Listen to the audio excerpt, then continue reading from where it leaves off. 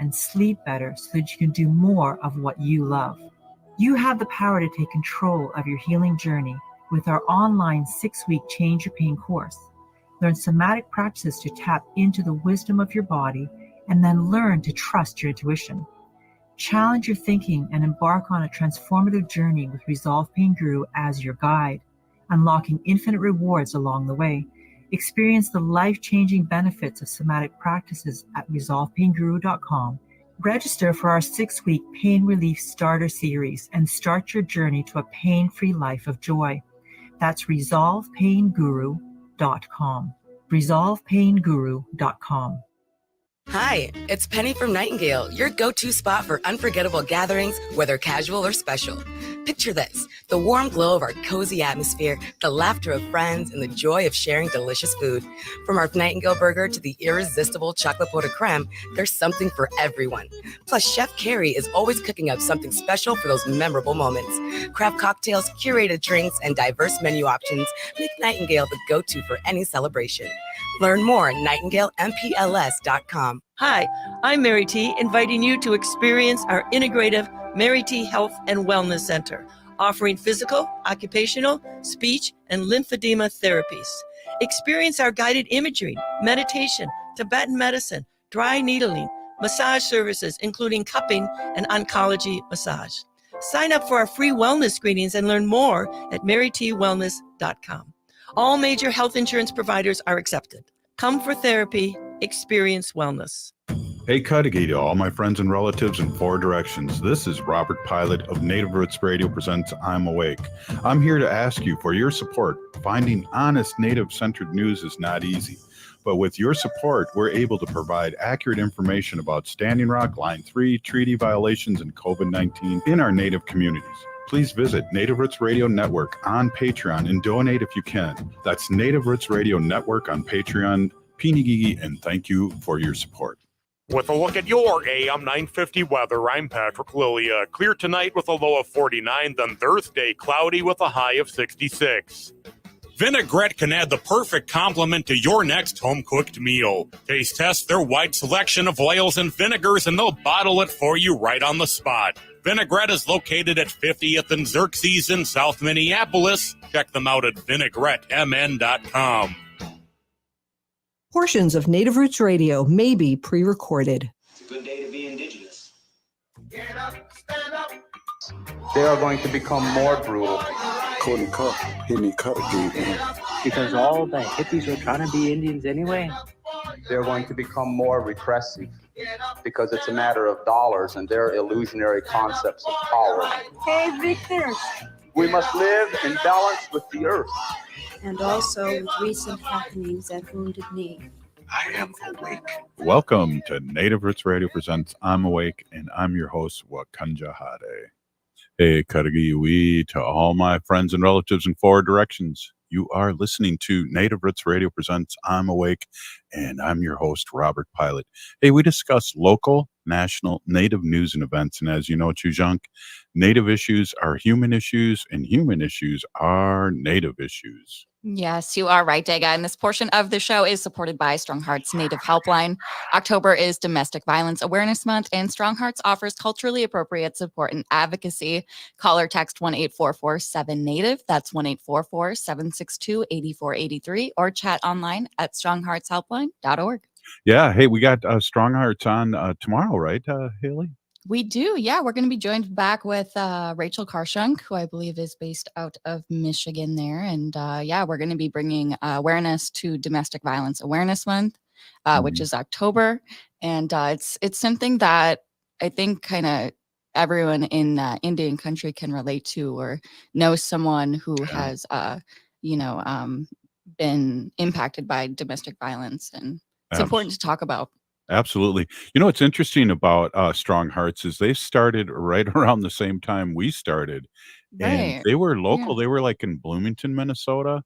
And they were very limited. They had business hours, phone, and they've really grown like we have. But it's really cool to see and really great to be able to support this great organization that helps so many people out there. And we've had conversations, Haley, and I know you've been in on these too, is that, it's they'll find places for you to go. They'll be anonymous and they'll be able to take your pet because I know there's all these things going on, and one of them is the family pet too. So really, really important information and services that Strong Hearts does for our community all over Turtle Island.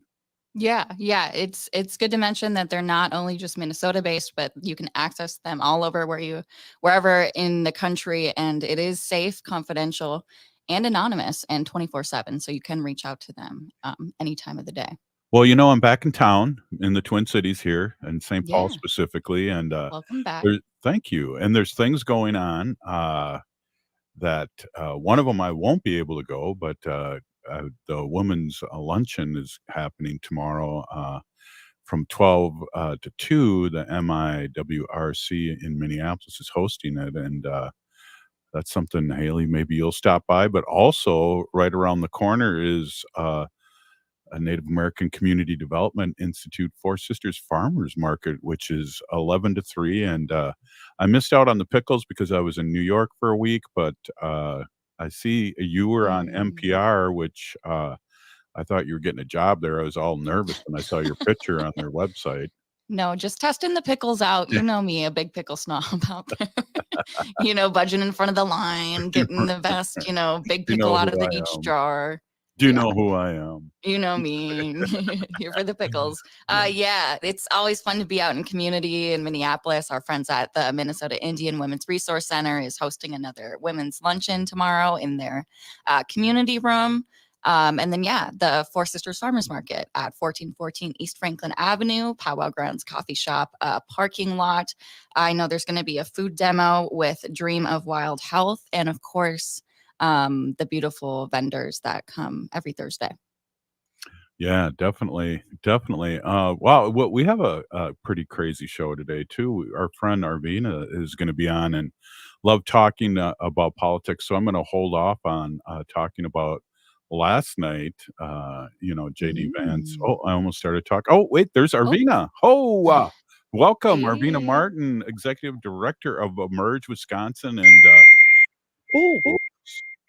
Sorry.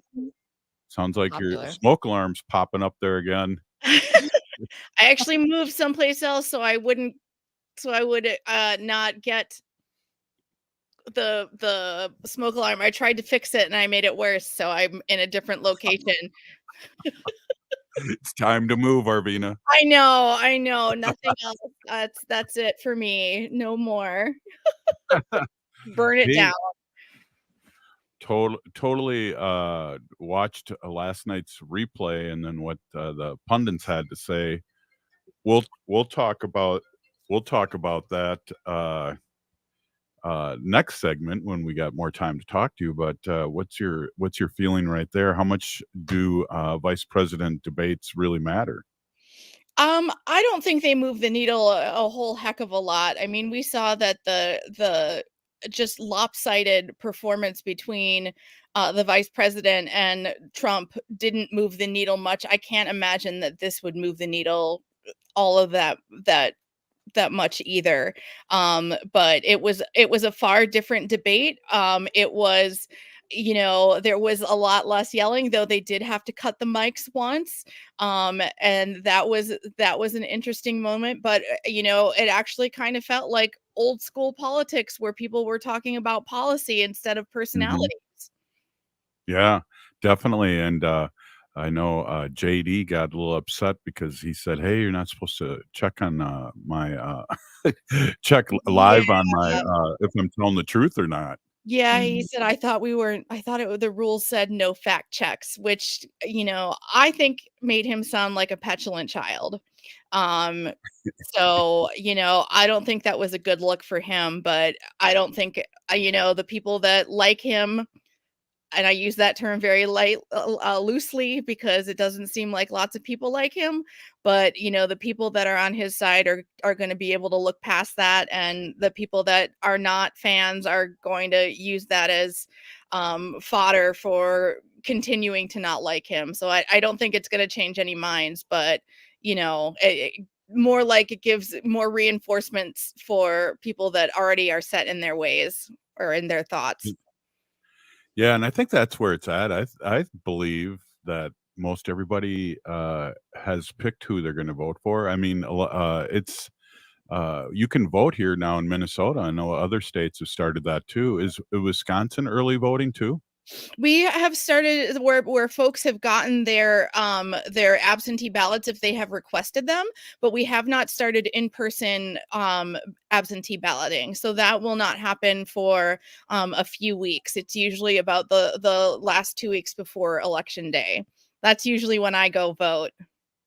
Yeah. Well, I'm gonna definitely when Wendy gets. I just got back from New York, and when Wendy gets back here in a couple days, we're definitely gonna go vote because have a plan, vote early, and help people navigate this, whether they need a ride to the polls or whatever. And that's we're going to concentrate on, especially with this election.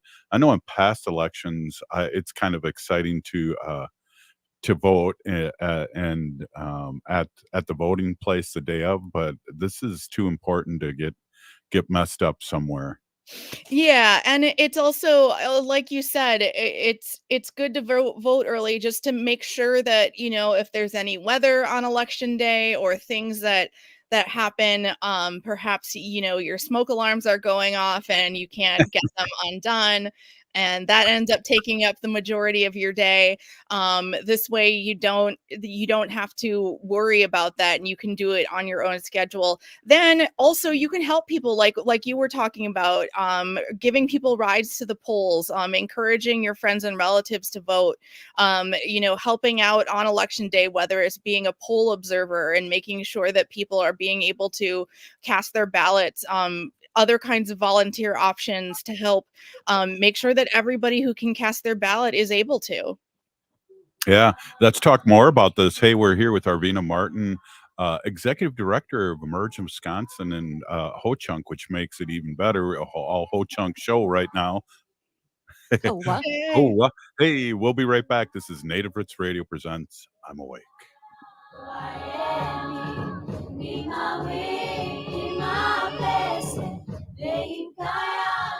If the statistics say that 1 in 3 Native women and 1 in 6 Native men have experienced sexual assault in their lifetime, it means our whole community is affected by sexual violence. 1 is too many. Don't stand by, stand up. Don't engage in acts of sexual violence, and shut down the dirty jokes, the gossip, the victim blaming and shaming. As a community, we can change the way we respond. Contact the Minnesota Indian Women's Sexual Assault Coalition to attend a workshop to learn more. Sponsored by the Minnesota Indian Women's Sexual Assault Coalition. The Met Council is the governing planning agency for the Twin Cities metro region. One of our biggest responsibilities is to create a long-range plan every decade that imagines the best future for all of us. We need your help. We want to know your thoughts on the latest plan. We're calling it Imagine 2050. We'll use it as a guide to shape public policy and drive growth over the next 30 years. It'll help us improve the everyday essential services we provide, including transportation, housing, water resources, and parks and trails, with input from the 7 counties and 181 cities and townships in the region. But we're still missing the most important piece, and that's you. Visit engage.metrocouncil.org to learn more about Imagine 2050 and share your own thoughts and hopes for the Twin Cities region. Let's imagine a better, brighter future together. Engage.metrocouncil.org. That's engage.metrocouncil.org. Every day, our people suffer at the hand of domestic and sexual violence. But you are sacred and deserve to be safe in your own home. Strong Hearts Native Helpline is here to help. Native-centered, empowerment-based, trauma-informed advocates offer safety, sovereignty, and support. Call or text 844-7NATIVE. To chat online, visit www.strongheartshelpline.org. Reach out today. You're listening to Native Roots Radio. This is Spirit from Reservation Dogs. Get up and listen.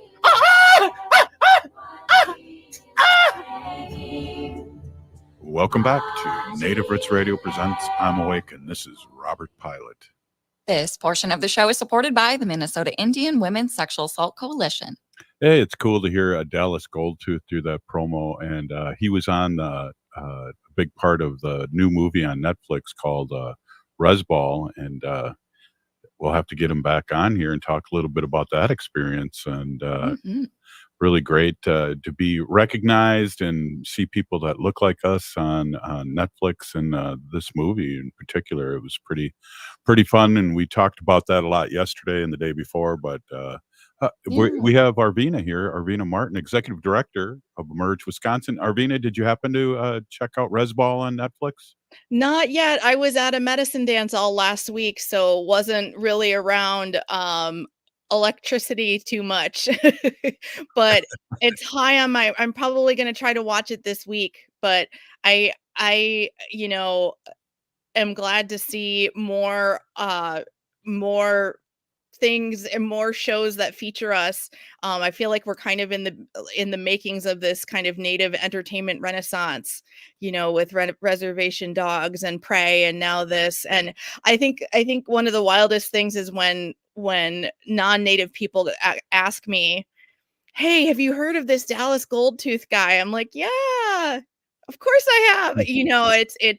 It's cool that other people are getting to learn how funny we are, though I know that the Resball documentary is a lot more serious and not necessarily a comedy. But I do think that with Reservation Dogs in particular, being able to show off our sense of humor, it was pretty exciting, and kind of cuts at that stoic Indian stereotype that makes no sense to me sometimes. Exactly. Well, what's funny, there is some funny spots, and then of course native humor's thrown in there, and Dallas is part of that as being one of the announcers for the basketball game. And the person that's the other announcer, I can't think of his name off the top of my head, but he played the young Victor in Smoke Signals, and Oh, he's kind of emerged again. He's been in a couple things. He was also in the young Wisconsin lady that was deaf, and Echo. yeah, he was also in Echo too. I believe his name is Cody Lightning. Yeah. I Yeah, think that's that's him. his name. Yep, you're righty. You're Yeah. right. Yeah. Yeah, so I feel like a lot of these things, Arvina, and maybe you can correct me, but since Standing Rock, we've had a lot of things emerge from there with the 7 fires leaving Standing Rock, the oil pipeline protest in Standing Rock Reservation that I know I went 5 times to, and I think a lot of things happened through that.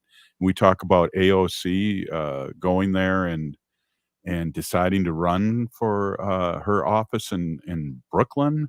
It's Mhm. amazing things like that have come from the Standing Rock.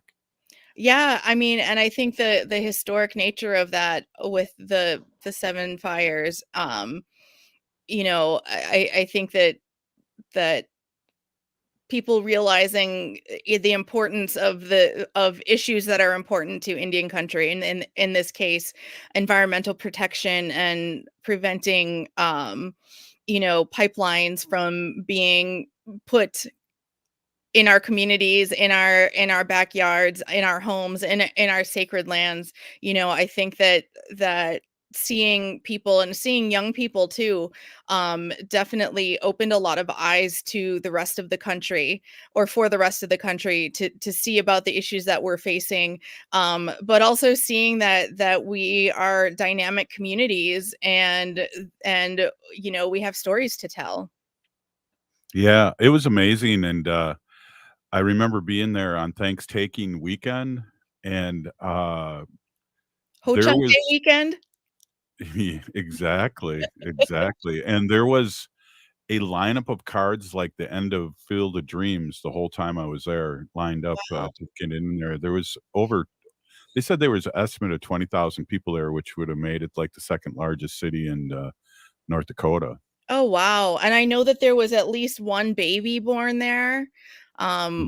What a story to be able to tell for the rest of your life, or for the entirety of your life, that that's where you were born. I think that's pretty incredible. Yeah, I wanted to make sure I go because I was too young to go to Wounded Knee, and I felt like that this was my Wounded Knee in my era, and, Wendy and I went, and it was cool too. There was a Ho-Chunk area where, people, George Greendeer was there and, holding down the fort and seeing a lot of Ho-Chunks come in and out of there and bringing supplies too. Yeah, my mom went out there and brought supplies. We kind of had advertised on Facebook and other social media, and I had friends from all over the country send supplies that were needed, and they had them sent to my house, and my mom took them out. It was during an election cycle time, so I wasn't able to make it out there myself. But she was, and when I went to the Smithsonian National Museum of the American Indian, they have a piece. There's a part of an exhibit that talks about Standing Rock, and they have a big pole with like signs pointing to like Paris and to all this. And one of the signs on there was clearly put up by a Ho-Chunk because it said Dell's Dam. So I had to take a picture of it and say, all right, which one of you guys put this up at Standing Rock? Now it's official. It's historic. It's in the museum. That's crazy. I remember that, what are they called? Signposts? Yeah, something like that. Yeah, Mhm. and those are really cool where they point the direction and how many miles away you are from that place. Yeah, a lot of people and, I believe a lot of things came, good from that too, and we talk about, like you said, the 7 fires, but, we had, a couple TV shows emerge after that and a movie 2 movies and this radio show was started because of Standing Rock too. Oh, wow. I didn't know that. That's really interesting, and a testament to the kind of impact that direct activism can have. And it might not have the impact that you think, but that impact is still there, and affects every part of life. I remember at one point they were thinking about getting school supplies and being able to teach kids while they were out there, because they weren't sure how long this was going to last. And I think a lot of people started thinking about decolonizing education and how we can teach our ways and our traditions to our youth, and to those of us that didn't have the opportunity to learn things, traditions and traditional knowledge while growing up. So I think that Standing Rock is an amazing testament to the impact that activism can have, and how that impact can be a lot broader than maybe originally intended. Yeah, it's funny, that you mentioned that because, the late great Marlene Hagemo had something to do with that, the Reverend Hagemo, and Mike Gozy had something to do with the school. I remember that, and, they were there a lot and helping and supporting, and, that school did come up, because there were young ones that the first time that I went, Arvina, I brought students. I was teaching still then, and I brought Mhm. students there to relieve the other students who were working there at the camp cooking. So, we came in and cooked for a weekend to give them a break. Yeah, I mean, and I think a lot of people did that, coming in and not knowing necessarily what they could do to help, but then ending up doing things like the chores and the work that is necessary to kind of help a community that size exists, that doesn't have the same kind of infrastructure that you have if you live in a city or town. Thinking about those things those needs that everybody has, and really contributing to make sure that those needs are met.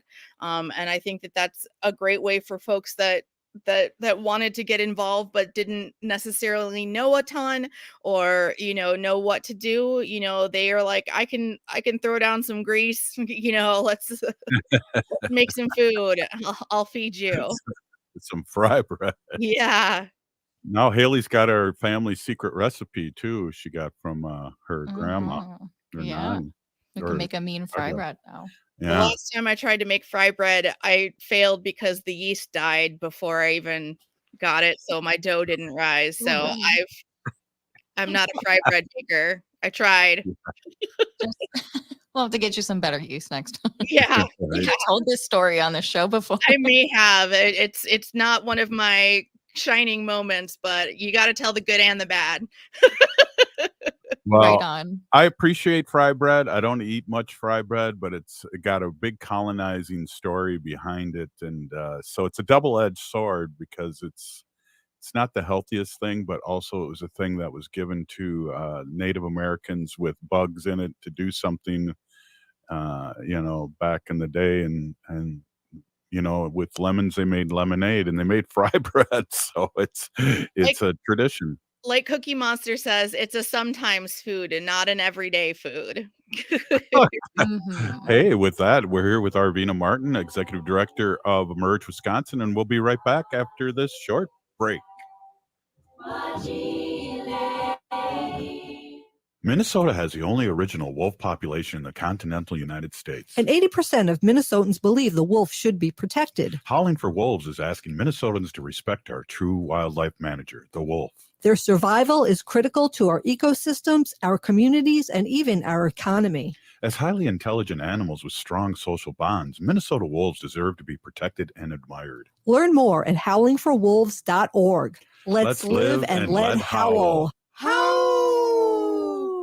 Join the community spirit at Four Sisters Farmers Market, a seasonal hub for cultural placemaking, food access, and Indigenous values. Four Sisters Farmers Market has always emphasized their commitment to the community and inclusivity, accepting SNAP and EBT benefits. Stop by and get affordable, healthy, and culturally appropriate local food. Four Sisters Farmers Market is open Thursdays 11 a.m. to 3 p.m. and is located on the American Indian Cultural Corridor off of Franklin Avenue in Minneapolis. Discover more about Four Sisters Farmers Market on their social media accounts. Discover the emotional depth and vivid storytelling of Jay White's Arikara Proper at All My Relations Arts in Minneapolis. This solo exhibition celebrates Arikara culture through the lens of an urban Indian perspective. Experience themes of empowerment, depictions of Native women, stars, and star quilts within White's vibrant acrylic paintings. Arikara Proper is showing now through October 5th at All My Relations Arts in Minneapolis. Get inspired by Jay White's powerful storytelling on canvas. Details at allmyrelationsarts.org. Minnesotans age 65 plus might qualify for Health Partners Minnesota Senior Health Options. The plan includes personal support, coverage for medical, prescription drugs, and dental, plus over 30 extra benefits. Eligibility information is available at healthpartners.com/oneplan. Health Partners is a health plan that contracts with both Medicare and the Minnesota Medical Assistance Medicaid program to provide benefits of both programs to enrollees. Enrollment in Health Partners depends on contract renewal. ATN FM 950 St. Louis Park, Minneapolis, St. Paul. The city of Minneapolis is now on Native Roots Radio with Minneapolis AIR. AIR stands for American Indian Relations. Guest host Christine McDonald talks to people about important things affecting the city's Native communities. Minneapolis AIR dives into topics like public safety, public health, elections, and so much more. Tune in to Minneapolis AIR on Native Roots Radio from 5 to 6 p.m. on the second Wednesday of every month, right here on AM 950. Join Twin Cities Quorum as they celebrate their 31st annual National Coming Out Day Luncheon. This inspirational, transformational event gives voice to the power of living openly, honestly, and with authenticity at work, in our families, in our faith communities, and across our lives. The National Coming Out Day Luncheon serves as a celebration of who we are individually and together. Join us as our community celebrates the strength, courage, and wisdom of LGBTQ+ and allied people who have braved their own unique journeys to now live openly, authentically, and with pride. Reserve your tickets today for Friday, October 11th. This year's National Coming Out Day Luncheon will be at the Minneapolis Convention Center. The Marketplace Expo opens at 10 a.m. and the luncheon begins at 11:45 a.m. Tickets are available to members for $70 or non-members for $90. Learn more and purchase your tickets in the event section at TwinCitiesQuorum.com. That's TwinCitiesQuorum.com. With a look at your AM 950 weather, I'm Patrick Lilia. Clear tonight with a low of 49, then Thursday cloudy with a high of 66. Vinaigrette can add the perfect complement to your next home-cooked meal. Taste test their wide selection of oils and vinegars, and they'll bottle it for you right on the spot. Vinaigrette is located at 50th and Xerxes in South Minneapolis. Check them out at vinaigrettemn.com.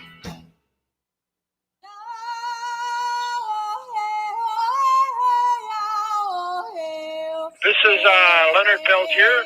I am in Coleman 1 U.S. Penitentiary, and I'm listening to Native Roots Radio.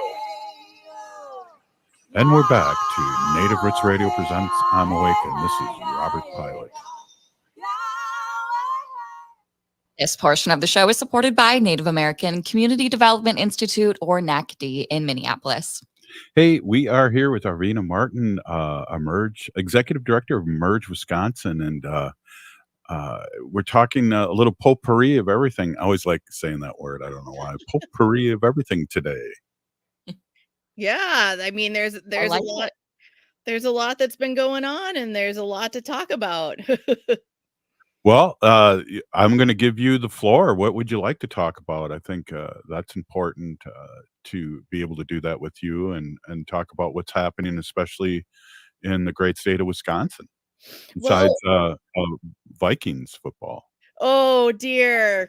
I did notice we did come back. The people at the medicine dance, both sides were there trying to check scores up until the very end. It was a pretty tense time. But I will say this, Packer seasons always tend to start off a little rough and then they get a little bit better. So just be ready in the next time we play in Minnesota. But But here in Wisconsin, we've actually had a pretty cool week. Our governor, Tony Evers, went on a paddle in a dugout canoe with Ho-Chunk Nation President John Greendeer and with Bill Quackenbush, who is our Tribal Historic Preservation Officer. I'm not sure who the third person in there is, but they paddled across Lake Mendota recently, and I have to give it up because paddling in a dugout canoe is really hard because there's no like rudders or anything underneath. It's literally just a log that has been hollowed out, so any like very, very slight shift in your weight while you're sitting down, if you're trying to scooch up or anything, you could just knock the whole boat over. So I think that was a pretty cool event. And for those who aren't aware, Lake Mendota is a lake in Madison, Wisconsin, which is the capital. In those pictures, you could see a picture of the Capitol building in the background.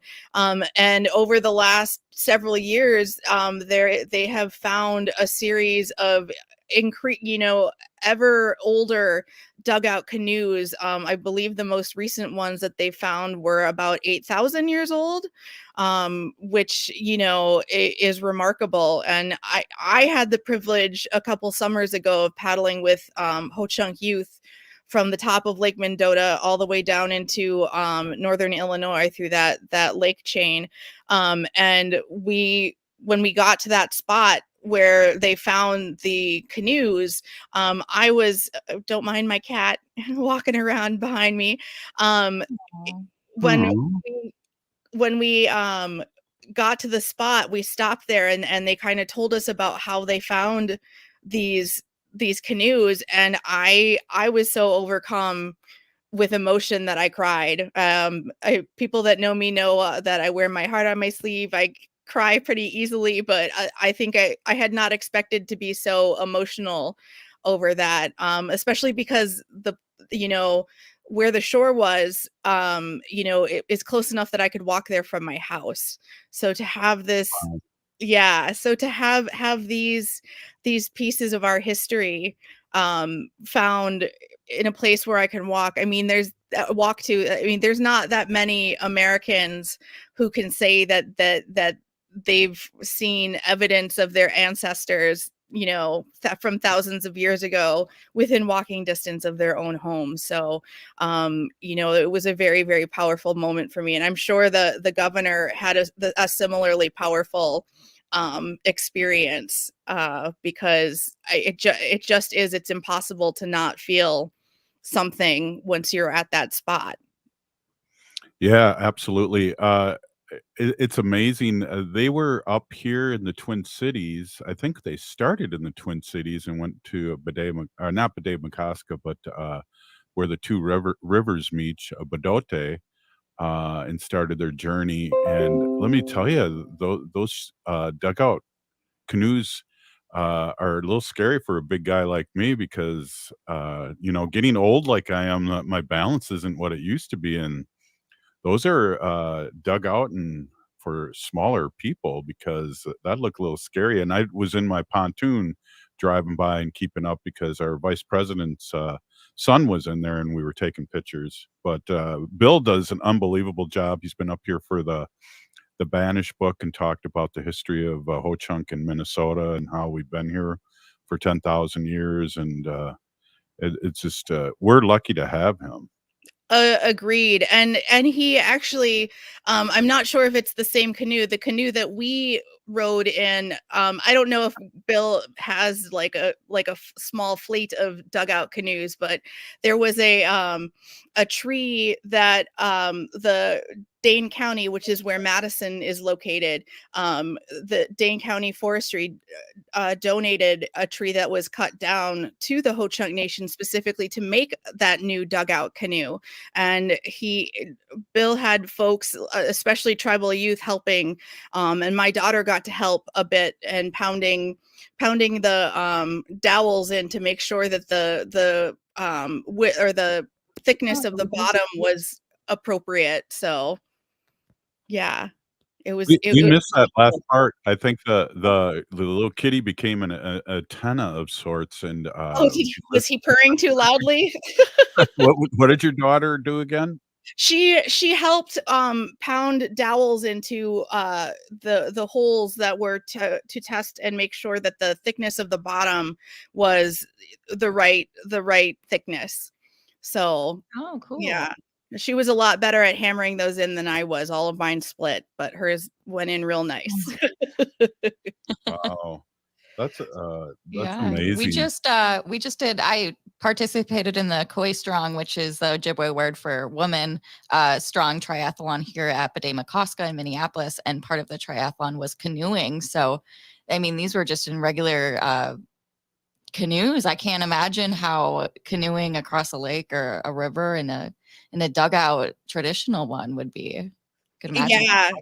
Yeah, it was you have to be, like I said, very careful because any even kind of like switch in where you're putting your weight, or like, a twitch in your leg muscle could just take the whole boat out. An arm spasm or shoulder spasm or something. Yeah. I'll never forget this. I was with a bunch of people that we went canoeing because in the old days, way before your time, Arvina, nothing was open on Sundays in Minnesota. And we all at a restaurant got together and went canoeing on the St. Croix. And I think we were having a few adult beverages too. So this was way back when I was still drinking back 40 years ago. And everyone that pulled up to this island stood up in their canoe and tipped their canoe. And it was fun. It was like a comedy show. Everyone came up to the island, stood up, tipped their canoe. Next one stood up, tipped their canoe. And I guess that's what happens sometimes if you're not paying attention and not used to being in a canoe. Yeah, I could see myself doing that just absent-mindedly, especially in a dugout, and you have to be really, really careful getting in or out because it truly is just that log stripped of bark and kind of hollowed out. Like I said, there's nothing on the bottom to keep it stable. And yeah, it's just it's easy. And if you're wearing shorts, you can get splinters in your legs. Oh Boy, no. our relatives were rough back in the day. Oh, Yeah. wow. Yeah. They were pretty What's tough. It's funny, you talk about getting emotional. I was at a off-Broadway play last night, a musical, a Native American musical, and written by Native Americans, and, it was beautifully sung, and, there was a lot of things going on, but a few times I got really emotional, and a lot of it had to do with the drum and the way they were singing with, uh they were kinda counter singing with, the drum and the singers, and it was beautiful, and things like that sneak up on us.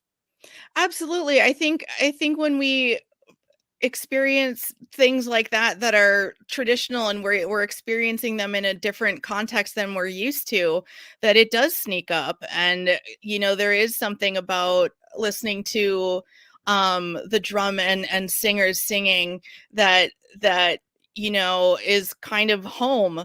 And to hear that in a musical would be something that would be so different than what you typically would experience, that it kind of takes you aback and takes your breath away, I think. Yeah, definitely. I had to go, for sure. There was a friend of a friend that, wrote the play, as a matter of fact, and he's been in a lot of productions and Broadway, and, he was in Between Two Knees too, and that's how I talked to him, and, we had a lot of people we knew in the same way, but, it's amazing that, these things are happening, and I did not the name of the play too was, Distant Thunder, so I had to go, and it was really weird because I saw him before the play, and we're gonna have him on too very quickly, Haley, um, and his name is Distant Thunder too, and that was the name of the play, and we were like, and of course, a different Eastern language, Eastern, native language, Eastern United States language, but it was, like, totally bizarre, and, um, the name Distant Thunder had some powerful meaning in this play too. Oh, that's remarkable. And I think, again, connecting things that are traditional with the and put into a more modern context, I think it just ends up being so powerful in a way that is unexpected for those of us who have experienced things in the context in which we're used to them. Not to falling out of a coconut tree or anything, but we're used to things happening. You're at a powwow, of course you're going to hear drums and singers, but to hear them in an off-Broadway musical is a little different. And even if you're prepared, it's going to happen. It just hits something so deep inside you that it's hard not to be emotional, and it's hard not to feel something so strongly. Yeah, it's deep in our DNA. Our DNA is earth and sky and everywhere else, and so, yeah. Well, Arvina, we only got a minute left. I want you to give a quick shout out to Emerge Wisconsin, how people can support Emerge Wisconsin and get more information. It looks like you have 30 seconds. Absolutely. wi.emergeamerica.org. You can donate to us there, to the work that we do in recruiting and training Democratic women on running for office. And if you are a Native woman that wants to run for office, get at me there. Thank you so much, Arvina. Have a great week. We'll see you next week. See We'll you. be right back. Arvina Martin, Executive Director of Emerge Wisconsin. The Met Council is the governing planning agency for the Twin Cities metro region. One of our biggest responsibilities is to create a long-range plan every decade that imagines the best future for all of us. We need your help. We want to know your thoughts on the latest plan. We're calling it Imagine 2050. We'll use it as a guide to shape public policy and drive growth over the next 30 years. It'll help us improve the everyday essential services we provide, including transportation, housing, water resources, and parks and trails, with input from the 7 counties and 181 cities and townships in the region. But we're still missing the most important piece, and that's you. Visit engage.metrocouncil.org to learn more about Imagine 2050 and share your own thoughts and hopes for the Twin Cities region.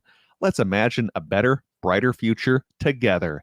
engage.metrocouncil.org. That's engage.metrocouncil.org. The city of Minneapolis is now on Native Roots Radio with Minneapolis AIR. AIR stands for American Indian Relations. Guest host Christine McDonald talks to people about important things affecting the city's Native communities. Minneapolis AIR dives into topics like public safety, public health, elections, and so much more. Tune in to Minneapolis AIR on Native Roots Radio from 5 to 6 p.m. on the second Wednesday of every month, right here on AM 950. Every day, our people suffer at the hand of domestic and sexual violence. But you are sacred and deserve to be safe in your own home. Strong Hearts Native Helpline is here to help. Native-centered, empowerment-based, trauma-informed advocates offer safety, sovereignty, and support. Call or text 844-7NATIVE. To chat online, visit www.strongheartshelpline.org. Reach out today. Anine, I'm Lieutenant Governor Peggy Flanagan, and you are listening to Native Roots Radio. Welcome back to Native Roots Radio presents I'm Awake, and this is Robert Pilot. This portion of the show is supported by Howling for Wolves, protecting wolves for future generations. Hey, we have our friend Bob Blake from the Solar Bear with the Solar News, but I think we should start out, Bob, with the Vikings news. What is this? Am I wearing something here, Robert Pilot? Yes. Nice Vikings hat. You have nice hats. I had no idea that I was wearing purple today. Yeah. Our Wisconsin listeners are just turned off the show. Hey, so that was a good game. That was quite the border battle, by the way, Robert. Yeah. And I believe that both of these teams are really good, and it is going to be like a battle when the Pack come to town. Simple as that. Yeah, definitely. And I was in New York. I don't know if you saw that, but there's right by Penn Station, there's a Viking bar there. And there's a Viking bar. Vikings fan. Yeah, right at Penn Station. You know, if I ever did my Sex in the City Carrie Bradshaw life that I wanted to live at one point in time, I wanted to be Robert, you didn't know this, but I wanted to become a writer and move to New York. Find like 3 good friends and run around the streets with them and like get into like different situations and then write about it. But it didn't happen. It didn't happen. I ended up becoming Solar Bear and the rest of the cocktail parties and having lots of I was the first guy to walk around with that apple martini, and people would laugh at me, Robert. Laugh at me. Oh, they didn't know. Are they laughing now? But you know, Robert, this brings me into my first story. Right on. Incidentally, about the Solar News with the Solar Bear. And I'm talking about what just happened with Hurricane Helene and the like millions of people that are without power in the eastern part of the United States. There has been record heat down in Phoenix. And I thought it was really interesting because in the debate the other night, you know, they're talking about, you know, they got onto climate change and everything. And, you know, I know that it's a controversial issue and folks don't really want to talk about it or want to think about it at that. But if we don't start talking about it, if we don't start preparing for it, people unfortunately are going to die, Robert. And we just seen it in both of these situations.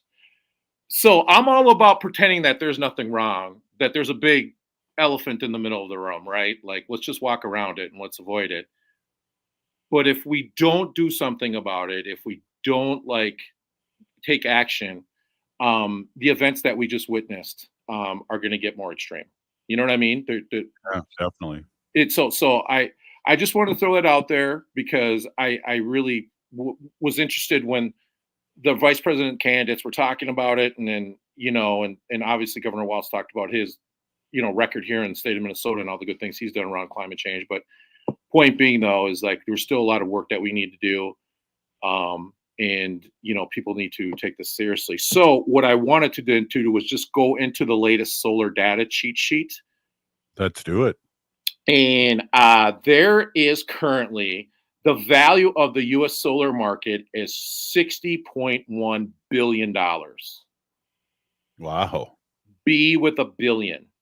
There are 209 gigawatts currently installed in the United States. There are 279,447 people are employed by the solar industry.